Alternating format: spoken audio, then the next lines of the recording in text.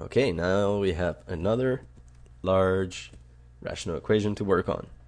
And before we get started, what I'll do is that I will factor all the denominators as much as I can. So p plus 2 is already fully factored. There's nothing I can do there. So it's p plus 1. However, over on this side I have a trinomial, and p squared plus 3p plus 2 can be simplified into p times p, and two numbers that multiply to 2 and add up to 3 will be just 2 and 1. Here we go. Okay, so now we're going to be looking for the restricted values of p. So what can p not be equal to? Sorry, I stuttered there for a second. So p plus 2 cannot be equal to 0. So p cannot be equal to negative 2. Because if it were, negative 2 plus 2 is 0. That won't work out because we don't want to see a denominator equaling 0. And p plus 1 can also not equal 0. So p cannot be equal to negative 1. And over on this side, p plus 2 and p plus 1, those guys would give us the same restrictions as we already have, negative 2 and negative 1. So now let's get started and solve this equation. And we're going to do that by multiplying both sides of the equation by the least common denominator that we can find of all fractions, and that will be just p plus 2 times p plus 1. So let's do that. P plus 2 times p plus 1, multiplying this side of the equation as well as this one.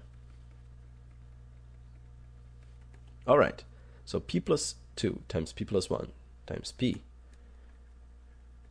will be just, of course, p plus 2 times p plus 1 times p all over p plus 2. Now we're going to have to distribute both these elements over here and over there. 3 times those two elements would be 3 times p plus 1 times p plus 2.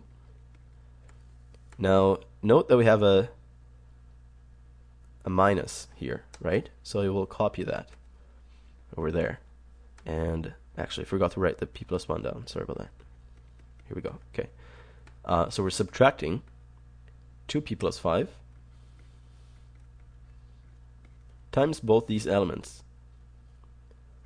P plus 1 times p plus 2, and again I'm running out of room. All over p plus 2 times p plus 1. Note that this is a p plus 1, but it looks terrible. You guys can barely see my plus sign here. Anyways, let's continue. So starting over here, p plus 2 over p plus 2, those are going to just cancel out. P plus 1, those will cancel out. And over here, everything is going to cancel out except for the 2p minus 5. Okay, now let's distribute the p. P times p, p squared. 1 times p, p. And over here, I can distribute the 3 into the p and the 2. 3 times p, 3p. 3 times 2, 6. And we just have a minus 2p plus 5. So note that this is like a negative 1 that we need to distribute over here. Negative 1 times 2p is negative 2p.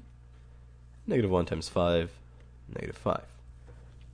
So now I want to bring, first I'll just combine these elements, and once I have them combined, I'll take them all to the left side of the equation. Well, the p squared plus p just wait there. And 3p minus 2p is just p. 6 minus 5 is just 1. Great. Now I can subtract basically negative p from both sides of the equation. Those will cancel out over here. So we get p squared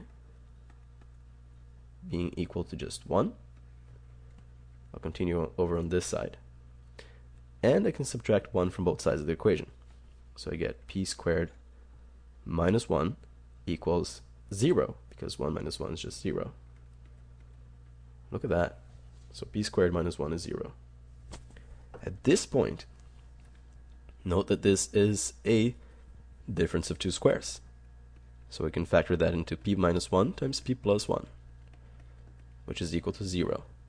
So if that is equal to 0, p can be 1 or negative 1. Does that make sense? Well, if I plug in a 1 over here, 1 minus 1 is 0, and 0 is what we wanted.